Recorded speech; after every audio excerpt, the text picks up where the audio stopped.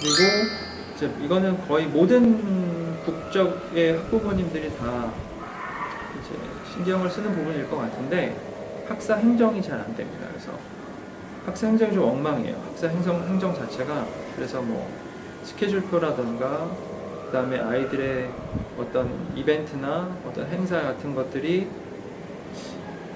잘 준비되지 않은 상태에서 진행이 된다거나 좀 엉터리라거나 걸핏하면 뭐 도네이션을 받는다면서 아이들한테 부모한테 뭔가 요구하거나 이런 일이 좀 많은데 이게 한국에서 학부모로서 생활을 했던 분들은 조금 마음에 안 드실 가능성이 있고 그것도 학교마다 교장마다 다르요. 교장마다 그런 짓을 하는 교장이 있고요. 그런 걸 안 하는 교장이 있어요. 그거를 좀 보셔야 되고 그 다음에 5번째로 제가 말씀드릴 부분은 학비가 발리의 국제학교는 학비가 싸다라고들 많이 합니다. 실제로 뭐 나름대로 저렴한 편이에요. 다른 나라의 국제학교에 비하면. 근데 그건 어디까지나 이제 국제학교로서 그렇다는 것이고 실제로 보통 초등학교 때 보면 좀 저렴한 학교가 1년에 7,000달러, 8,000달러에서 시작해서 뭐 비싼 학교가 13,000, 15,000달러까지 가는데 이게 가만히 생각해 보셔야 되는 부분은 이게 다 대학교 학비하고 비슷하다는 거예요. 결국 이것저것 하다 보면 1년에 뭐 1,000만 원이 최소한 듭니다.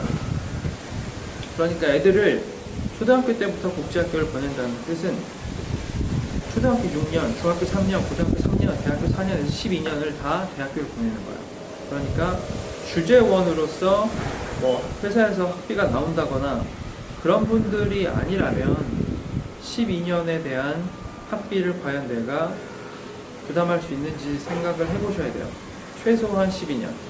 대학교는 또 딴 얘기잖아요. 12년을 초중고등학교를 보내고 다시 대학교 4년을 보내야 되는데 대학교는 그렇다 치고 우리가 선택할 수 아이가 가면 뭐 어차피 한국에서 내는 거니까. 근데 이제 한국에서 공립학교를 보내는 아이를 굳이 발리에 와서 사립학교를 보낼 때는 6년, 3년, 3년을 다 대학교 학비를 내야 된다는 생각을 하시고 그거에 대해서 내가 뭐 이렇게 학교 투어를 해봤더니 저 학교가 마음에 들었다. 근데 그 학교가 1년에 13,000불이다. 다른 학교는 별로 좋진 않은 것 같은데 8,000달러다.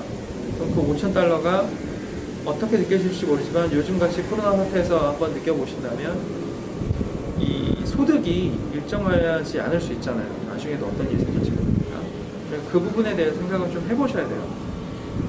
12년을 사교육비를 제외하고 공교육비만 가지고 이제 대학교 학비를 부담을 해야 되는 게 이제 발리의 국제학교를 다니는 학부모들이 이제 처한 현실인 거죠.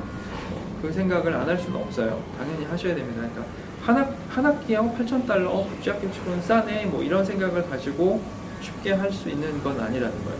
특히 어머님만 오셔서 아이를 보고 아버님은 한국에서 소득을 행위를 한다라고 했을 때는 이런 기러기 부부가 됐을 때 과연 이걸 지속 가능하게 오랫동안 할 수 있을 것인가에 대해 생각을 해봐야 되는 거고요. 그 다음은 이제 6번째는 영어예요.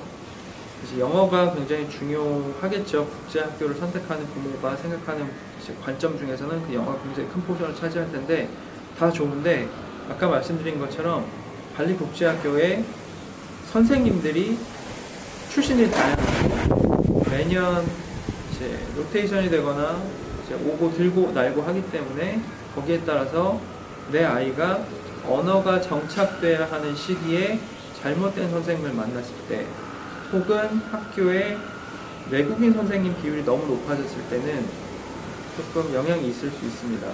그래서 가능하면 부모님 중에 최소한 한 분이 영어를 좀 잘하셔야 내 아이가 지금 이 학년에 맞게 커리큘럼 다른 아이들에 맞게 영어 실력이 가고 있는지 아닌지 알 수 있어요. 선생님들이 그런 거에 대한 피드백을 잘 안 주는 경우가 많이 있습니다.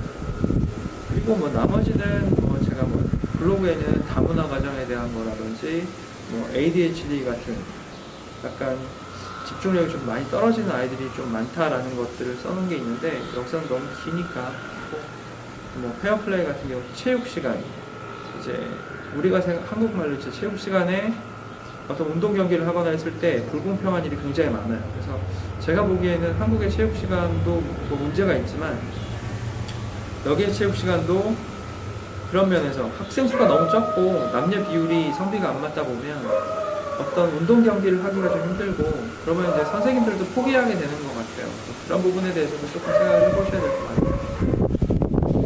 개인적으로는 여기 이걸 뭐 제가 결론을 딱 짓진 않을게요. 이게 좋다, 이게 나쁘다. 왜냐하면 모든 학부모님들의 생각이 다 다를 것이고 아이들의 성향도 다르고 국제학교에 발리에서 보냈을 때 기대하시는 바도 다를 거기 때문에 제가 이걸 뭐 이게 옳다, 이게 나쁘다, 이게 바람직하다 아니다에 대한 어떤 답을 내리지 않을 거고요. 혹시 이거보다 좀 더 상세한 얘기가 궁금하신 분들은 제가 밑에 블로그 주소를 써놓을 테니까 거기 링크에 들어오시면 제가 이 오늘 말씀드린 내용을 좀 더 상세하게 이유와 이런 것을 정리해서 써놓은 걸 보실 수 있을 거예요. 그걸 보시고 참고를 하시면 좋을 것 같습니다.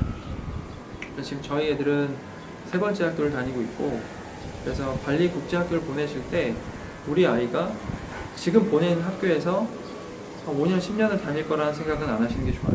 그래서 그것 때문에 발리에 이민 오셨을 때 집을 구하실 때도 어떤 특정 학교를 정하고 그 특정 학교에서 가까운 주거지를 정한 다음에 뭐 굉장히 긴 장기 계약은 안 하시는 게 좋습니다.